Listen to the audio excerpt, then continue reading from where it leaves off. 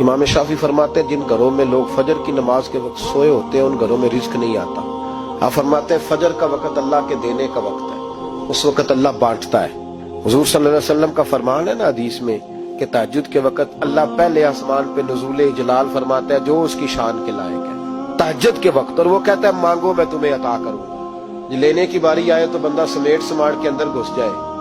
हमारे यहाँ ये होता है कि इशा के बाद बच्चे बैठते हैं मोबाइल लेके, तहज्जुद का वक्त आता है तो उनकी आंखें बंद होनी शुरू होती है। तो लेने के वक्त तो तू सोया था, तेरा मसला कैसे हल होगा? भाई जब कोई आदमी खैरात बांट रहा हो तो जो प्याला पीछे कर ले उसे मिलेगा? कहते उस वक्त आना जब मैं बांट रहा था, अब तू किधर आ गया है? मिसाल दे रहा हूं। तो फजर का वक्त मांगने का है, तो सारी रात तो गुजर गई गेमें खेलते, टीवी देखते, और जो लेने का वक्त था तू सो गया, तो कैसे आएगा तेरे पास? तो उठे सवेरे, बंदों से मांग के देख लिया, बड़ी इज्जतें खराब हुई। फजर के वक्त उठ के झोली फैलाए। मेरे रसूल पाक अलैहिस्सलाम फरमाते हैं, रब फरमाते हैं जब बंदे मेरे आगे झोली फैलाते हैं मुझे शर्म आती है, कैसे खाली वापस कर दूं। सूरह तलाक 2-3 नंबर आयत की घर जाके तिलावत करे। रब करीम ने फरमाया वमन यत्तकिल्लाह यजअल लहु मखरजा, फरमाया जब तू अल्लाह से डरेगा तो अल्लाह हर मुश्किल से निकलने का तुझे रास्ता अता फरमा देगा।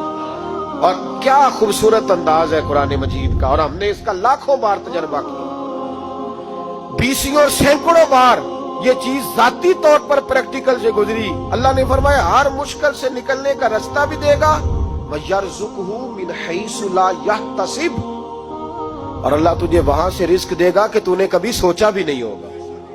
वयरज़ुक़हु मिन हैसु ला यहतसिब से देगा कि तूने कभी सोचा भी। एक सहाबी थे हज़रत औफ बिन मालिक रज़ी अल्लाह तआला, कहते मेरा बच्चा काफिरों ने कैद कर लिया, घर में गुर्बत पहले बड़ी ज्यादा थी, मैं दरवाजा रसूल पे आया, हुजूर अब क्या करूं? तो कहते नबी पाक ने फरमाया भरोसा अल्लाह की जात पे कर, तवक्कुल अल्लाह की जात पे कर, और घर जाके तस्बीह लेके मियां बीवी बैठ जाओ और पढ़ो ला हौला वला कुव्वता इल्ला बिल्लाहिल अलीय्यिल अज़ीम, जाओ पढ़ो जाके। कहते मैं घर बैठा अभी चंद तस्बीहां पढ़ी थी कि दरवाजे पे दस्तक हुई, दरवाजा खोला तो मेरा बेटा दरवाजे पे खड़ा था, पलट के देखा तो 400 बकरियां भी लाया था।